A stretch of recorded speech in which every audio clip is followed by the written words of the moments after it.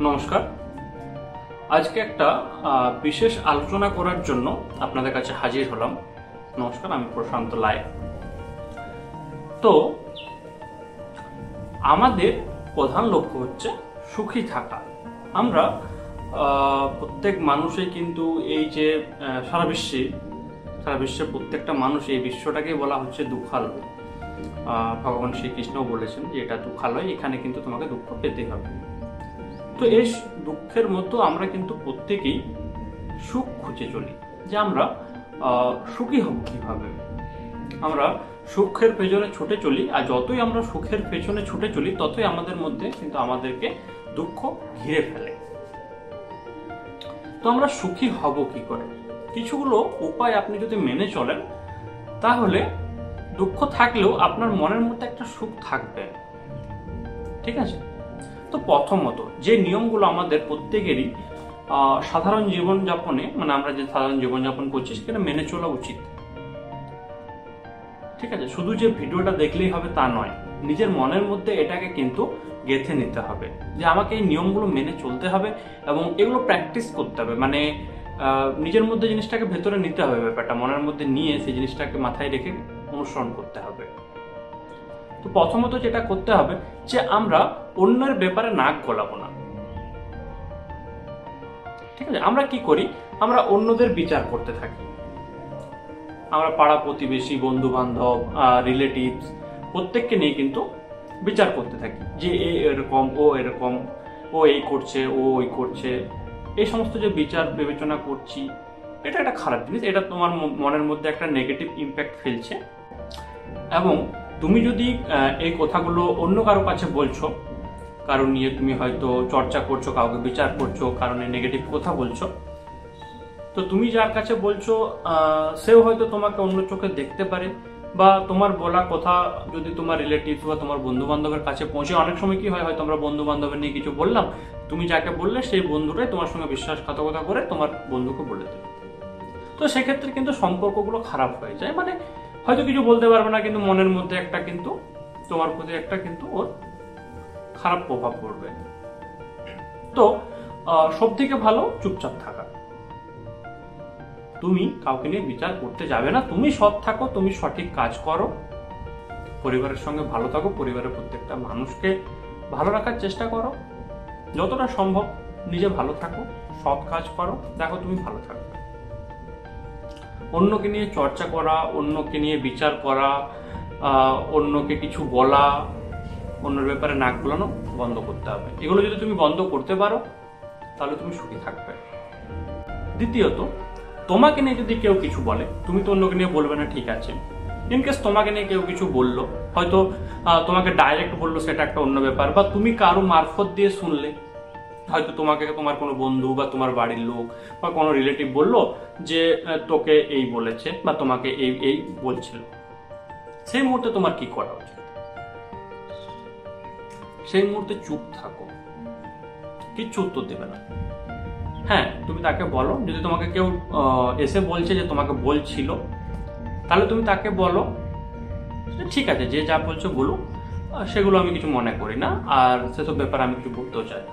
হতে পারে কি সত্যি বলছিল, বা অনেক সময় কি হয়, অনেক মানুষ আছে যে তোমাকে ইচ্ছা করে তোমাকে উত্তেজিত করার জন্য তোমাকে এসব কথা বলে, যাতে তোমাদের মধ্যে সম্পর্ক খারাপ হয়। এরকম হয় যে হয়তো তোমাকে সত্যিই হয়তো বললো যে তোমার মামা বাড়ির লোক এই বলছিল, বা তোমার এই বন্ধুটা তোমাকে এই বলছিল, হয়তো সত্যি বলেইনি, হয়তো কথাটা সত্যি বলেইনি, তোমাকে এসে জাস্ট উত্তেজিত করার জন্য বললো, বা তোমাদের সম্পর্ক খারাপ করার জন্য বললো।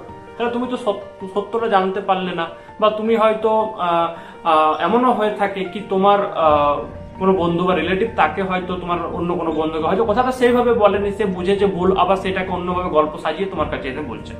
এরকমটা হয়ে থাকে। হয়তো সে অন্য কিছু একটা বলেছে, অন্যভাবে বোঝানোর চেষ্টা করেছে, তোমাকে এসে অন্যভাবে বুঝিয়ে দিল। তাহলে কি হলো, তুমি রেগে গেলে, তোমাদের মধ্যে সম্পর্ক খারাপ হলো, তুমি হয়তো সেই বন্ধুটাকে আনাপ শোনাপ কিছু একটা বলে দিলে, সেক্ষেত্রে সম্পর্কগুলো খারাপ হয় এবং আমাদের মনের মধ্যে অশান্তি সৃষ্টি হয়।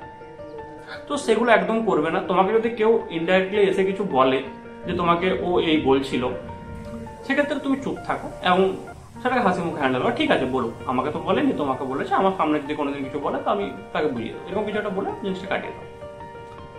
তারপরে যদি তোমাকে ডাইরেক্ট এসে কেউ কিছু আলাপ সালাপ বলে, ইনকেস হয়তো কেউ রাগের মাথায় হোক, কোনো সিচুয়েশনে হোক, বা তোমাকে হয়তো নিয়ে মজা করছে, কিছু একটা বললো, সেই মুহূর্তে তোমার কি করা উচিত? সেই মুহূর্তে তুমি নিজেকে উত্তেজিত করবে না। দেখো, নিজেকে উত্তেজিত করে তুমি যদি তাকে উল্টোপাল্টা কিছু বললে, এক তো নিজেকে ছোট করলে, আবার যদি আশেপাশে কেউ থাকে সেক্ষেত্রে তো তাদের কাছে তুমিও ছোট হলে, সে তো ওর মান সম্মান নেই বা ওর চিন্তা ভাবনা নিচু বলেই তোমাকে সে বিচার করছে, তোমাকে উল্টোপাল্টা বলছে, ঠিক আছে? তো সেই সময় তুমি কি করবে? দেখো, একটা কথা মাথায় রাখবে, কেউ যদি তোমাকে উল্টো পাল্টা বলে বা তোমাকে বিচার করে, উল্টো পাল্টা কথা করে, তোমার পেছনে কথা বলে, তোমার সামনে এইসব যারা করে, তারা কিন্তু নিচ মানসিকতা, এটা সবসময় মনে রাখবে। কারণ সে তোমার ভালো কোনোদিনই চায় না। সে যদি তোমার ভালো চায়, তো তুমি যদি কিছু খারাপ করেও থাকো, সে তোমাকে এসে বোঝাবে, তোমার সামনে তোমাকে বোঝাবে যে না, এটা ভুল হচ্ছে, এটা ঠিক হচ্ছে, এটা করা উচিত, তোমার সামনে এসে বোঝাবে। কেউ তোমার পেছনে কথা বলবে না বা তোমাকে অপমান করার চেষ্টা করবে না। যারা এইটা করছে তারা জানবে তোমার ক্ষতিই চায়।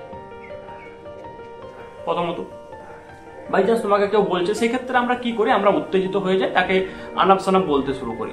তো এটা করবে না। এটা করে কি হয় না, এটা করে তুমি যে উল্টো পাল্টা তাকে বললে, তাতে কিন্তু তোমার আলটিমেটলি লাভ কিছু হলো না, বরঞ্চ তোমাদের মধ্যে আরো শত্রুতা বাড়লো। এবং সে, তুমি যে রিয়েক্ট করলে তার কথা অনুযায়ী, সে একটা মজা পেলো কি চলো আমি একটা কথা বলাতে ও রিয়েক্ট করছে, মানে এটা মানে কি হয় ব্যাপারটা, এটা মাইন্ডের একটা খেলা আছে, এটা মাইন্ড একটা খেলে আমাদের সঙ্গে।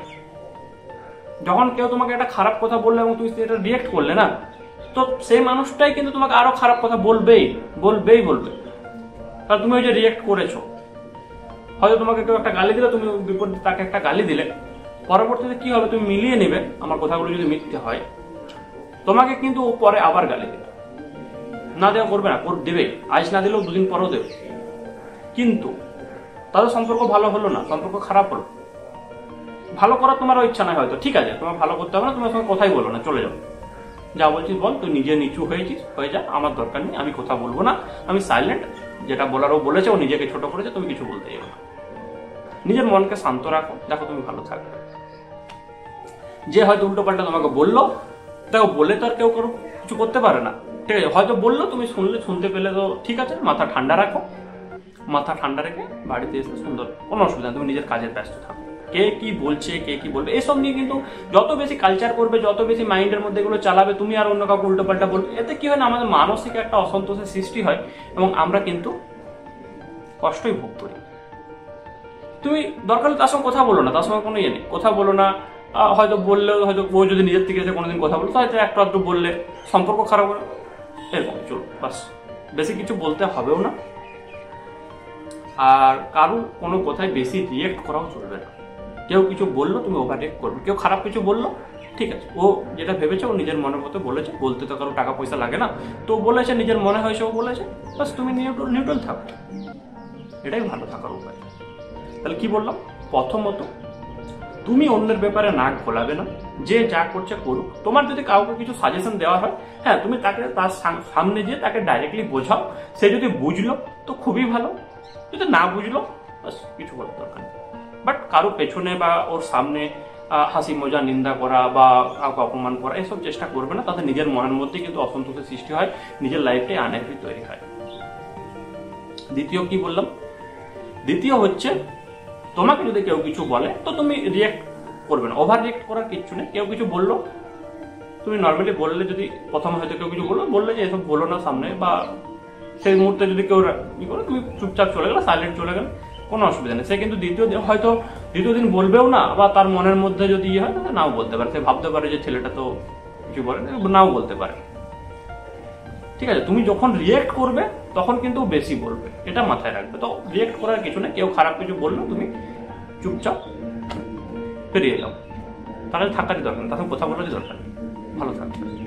তারপরে আমাদের খারাপ থাকার আরেকটা যেটা সমস্যা, সেটা হচ্ছে যে আমাদের এই চাই, ওই চাই, এটা আমার কাছে নেই কেন, ওটা নেই কেন, এসব আমরা কিন্তু সবসময় ভাবতে থাকি যে আমার কাছে এটা থাকলে খুব ভালো হতো, বা আমার আর্নিংটা খুব ভালো হলে আমার খুব ভালো লাগতো। আজকাল আমরা কি ভাবি কি, আমি হয়তো অনেক বেকার ছেলে মেয়ে যারা রয়েছে, তারা কি করে, বেকার ছেলে মেয়ে যারা রয়েছে, তারা হয়তো তার বয়স 20+ হয়ে গেছে, 22+ হয়ে গেছে, 23-24 বছর বয়স হয়ে গেছে, তো তারা চিন্তা কি করে কি আমাকে ফ্যামিলির পেছনে দাঁড়াতে, হ্যাঁ মনের মধ্যে একটা অসন্তোষের সৃষ্টি হয়। কিন্তু একটা কথা মাথায় রাখবে, বেকার থাকার পেছনে কিন্তু দোষ কিন্তু সেই ছেলেটিরই বা সেই মেয়েটিরই, একটাই দোষ। কি দোষ? দেখো, আমরা প্রথমেই কিন্তু চেষ্টা করি কি, প্রত্যেকেই বলছি যারা এই ভিডিওটা দেখছো, যদি তুমি বেকার থেকে থাকো তোমার মধ্যে কিন্তু কিছু কমতি রয়েছে। কি কমতি রয়েছে? দেখো, আমরা প্রথমেই এক্সপেকটেশন রাখি কি চলো আমি যা কাজই করি আমার ইনকাম ডেলি 500 টাকা হতে হবে, 1000 টাকা হতে হবে, এরকম একটা আমরা কিন্তু টার্গেট নিয়ে চলি। কি চলো আজকে আমি তাহলে একটা কাজ করব, তাহলে আমাকে তো এখানে কাজটাতে কত টাকা পাবো, এই যে বিচারটা করি আমরা, এটা সম্পূর্ণ একটা ভুল ধারণা। এই ধারণা নিয়ে যতদিন চলবে কি আমি কত টাকা পাবো প্রথমেই, তাহলে তুমি কিন্তু কোনো কাজই শুরু করতে পারবে না, তোমার বেকারত্ব কোনোদিনই কাটবে না। কি করতে হবে? তুমি যে কোনো কাজের সঙ্গে যুক্ত হও, যে কোনো কাজের সঙ্গে যুক্ত হও, তাতে তুমি কম টাকা পাও বা যদি টাকা নাও পাও, কাজটা শুরু করো, কাজ করো। দেখো, একটা কথা মাথায় রাখবে, বেকার থাকার থেকে বেকার খাটা ভালো। তুমি কিছু কাজ করো, দেখো তুমি আস্তে আস্তে আস্তে আস্তে একটা লাইনে উঠে যাবে, একটা লাইনে পৌঁছে যাবে। বেকার বসে থাকার কোনো কারণ নেই, কিছু করো যেটা করলে তুমি কিন্তু আর্নিং করতে পারবে। হ্যাঁ, সময় লাগতে পারে, হয়তো তুমি কোনো কাজ শুরু করলে হয়তো একদমই কম আর্নিং হচ্ছে বা হচ্ছেই না, তুমি কাজটা করো। তুমি যদি কাজটা মনে নিষ্ঠার সঙ্গে করো, তুমি কাজটা তো শিখবে, কাজটা শিখলে তুমি আর্নিং হবে। এক্সপিরিয়েন্সের একটা দাম আছে, সবসময় মাথায় রাখতে হবে। ঠিক আছে, তো প্রথমেই কিন্তু বড় অঙ্কের একটা টাকার হিসাব করো না, কারোই করা উচিত নয়। তাহলে কি করবে? নিজেকে তৈরি করো, কোনো কাজ শিখো, কোনো কাজের সঙ্গে যুক্ত হও। দেখো, কিছু না কিছু উপায় বার হয়ে আসবেই, তুমি রোজগার করবেই। এটা করতে হবে, মানে তুমি এমন নয় যে আজকে আমি কেন 500 টাকা রোজগার করতে পারছি না, একটা আমরা অন্যকে দেখে কষ্ট পাই। কি হয় কি, চলো আমার এই বন্ধু কি আমার থেকে 2 বছরের বড়, সে আজকে মাসে 30,000 টাকা রোজগার করছে, আমি 1 টাকাও করতে পারছি না, আমি পারবো। এই যে মনের মধ্যে এই যে জিনিসগুলো, এইগুলো যত চিন্তা করবে তত তোমার মনের মধ্যে কিন্তু কি বলবো, মানে ডিপ্রেশনের মধ্যে একটা ব্যাপার চলে আসবে। তার তুমি সোশ্যাল মিডিয়া পোস্ট দেখবে কি সে 4 চাকাতে করে ঘুরে বেড়াচ্ছে, সে ভালো জায়গায় ঘুরছে, সেলফি তুলে পোস্ট করছে। এগুলো তুমি কি করছো? বাড়িতে বসে সোশ্যাল মিডিয়া ফেসবুকে দেখছো, এবং তোমার মনের মধ্যে কিন্তু একটা ক্ষোভের সৃষ্টি হচ্ছে, আমি কেন পাচ্ছি না, আমি কেন। এই সব চিন্তা ভাবনা একদম করবে না, মাইন্ডকে ঠান্ডা রাখো, কিছু রোজগার শুরু করো, বা তুমি কোনো কাজের সঙ্গে যুক্ত হও, দেখো খুব ভালো থাকবে। এগুলো আমাদের ভালো থাকার উপায়। ঠিক আছে, আজ আর বেশি কিছু বললাম না। আশা করছি ভিডিওটা ভালো লাগবে। যদি ভালো লেগে থাকে অবশ্যই ভিডিওটিকে লাইক করবে, চ্যানেলটিকে সাবস্ক্রাইব করবে। আর যদি ভালো না লেগে থাকে, আমি যদি কিছু ভুল বলে থাকি ক্ষমা করে দিও। অবশ্যই কিন্তু কমেন্টে জানাবে যে আমি এটা ভুল বলছি, আমি পরবর্তী ক্ষেত্রে সেটাকে আবার রেকটিফাই করে তোমাদেরকে জানিয়ে দেবো। ধন্যবাদ ভিডিওটি শেষ অবধি দেখার জন্য। ভালো থাকবে, সুস্থ থাকবে।